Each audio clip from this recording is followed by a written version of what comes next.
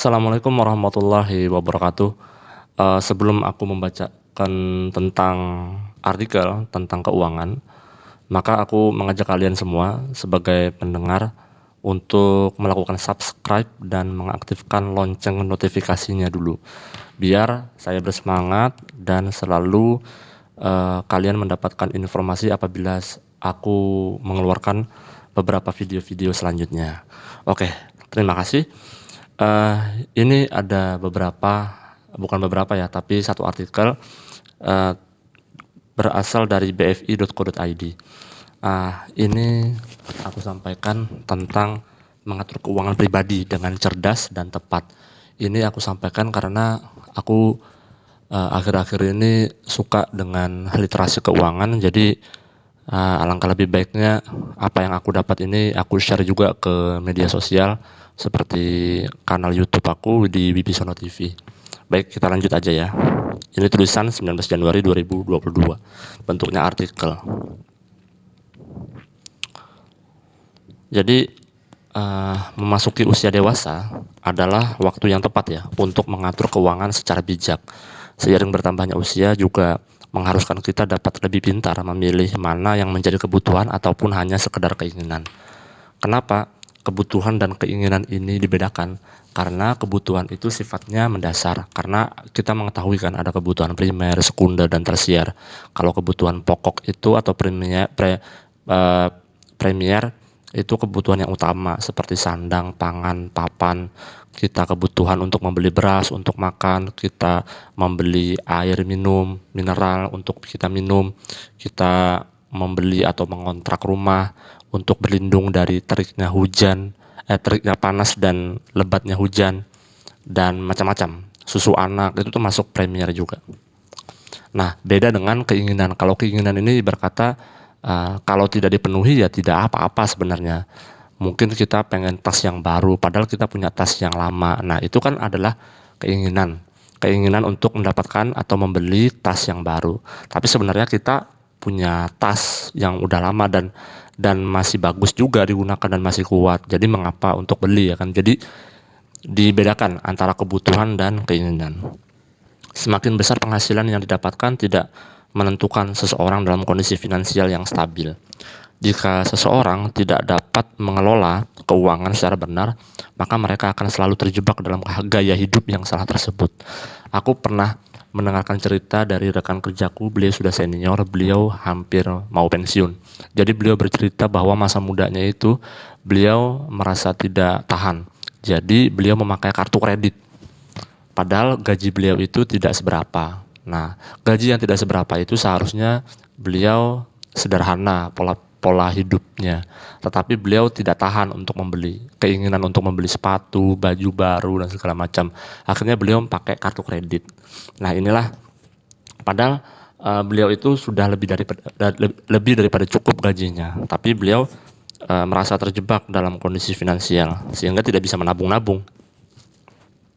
Cara mengatur keuangan setiap individu pasti berbeda ya, sesuai dengan kondisi dan kemampuan yang dihadapi. Paling tidak, dalam artikel ini, kalian akan mendapatkan gambaran bagaimana menyiapkan masa depan yang aman dan didambakan. Nah, berikut 7 cara mengatur keuangannya. Pertama, menabung ya. Memang sebenarnya kalau kata menabung ini, memang dari dulu sampai sekarang ya. Mungkin kalian pernah mendengarkan ada tabungan bebek, ada tabungan babi, berbagai macam bentuk-bentuknya. Tapi aku sendiri untuk menabung ini masih masih melakukan. Ya contohnya untuk menabung untuk biaya beli rumah. Aku masih menabung itu.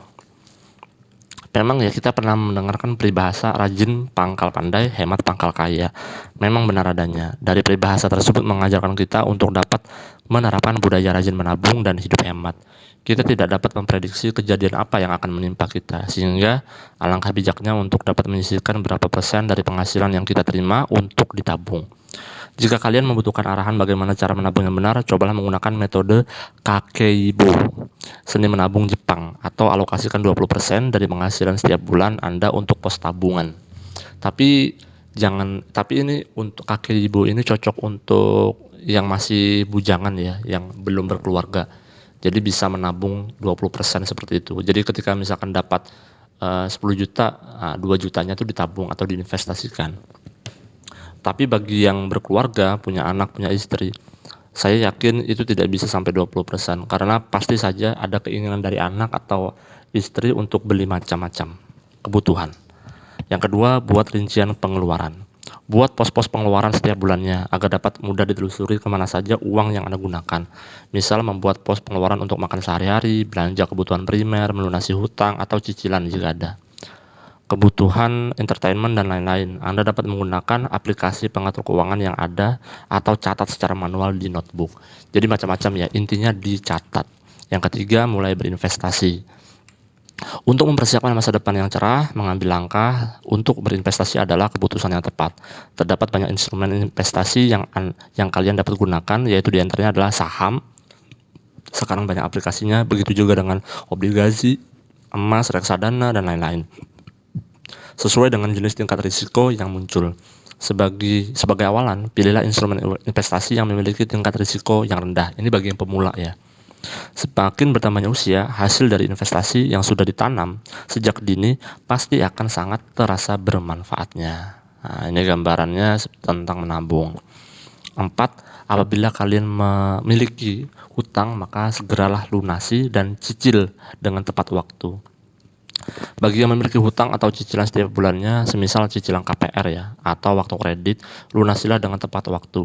Hal tersebut dilakukan agar kita tidak dikenakan bunga yang terlalu tinggi. Ini bagi yang kena dia berhutang di bank pasti ada bunganya, dan untuk menjaga skor kredit kita berada di status yang baik. Walaupun aku pribadi tidak menganjurkan untuk ngutang di bank ya, maka sebisa mungkin hidup sederhana saja dulu kalau tidak kepepet ya.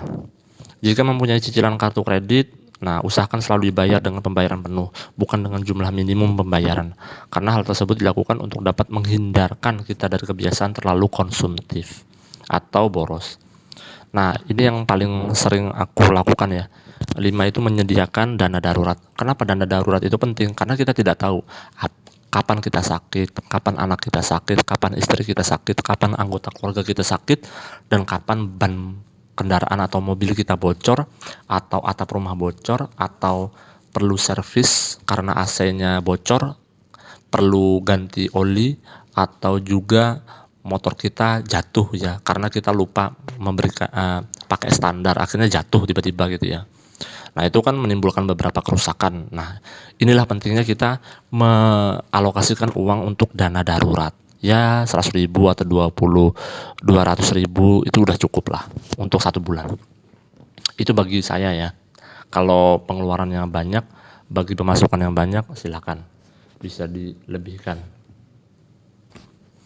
Kemudian bijak menggunakan kartu kredit. Nah, ini berhubung aku tidak menganjurkan ya untuk kartu kredit karena aku belum pernah, jadi aku tidak menyampaikan tentang kartu kredit ini. Dan yang terakhir adalah siapkan dana pensiun. Memang dalam waktu sekian lama itu kita tidak terasa ya bahwa tiba-tiba umur kita 54 tahun. Tapi kalau tidak kita siapkan dana pensiun, ini bakal kelabakan juga. Kalian kiranya dapat merencanakan kebutuhan saat masa pensiun tiba. Masa pensiun adalah masa di mana kita tidak dituntut untuk mencari sumber penghasilan lagi, tapi masa untuk menikmati masa tua. Kalian juga harus dapat menyesuaikan gaya hidup saat masa pensiun tiba, selaras dengan kondisi dan kemampuan. Jika kalian merencanakan untuk pensiun di usia 55 tahun misalkan, maka kalian memiliki waktu kurang lebih 25 hingga 30 tahun untuk menyiapkan dana pensiun tersebut.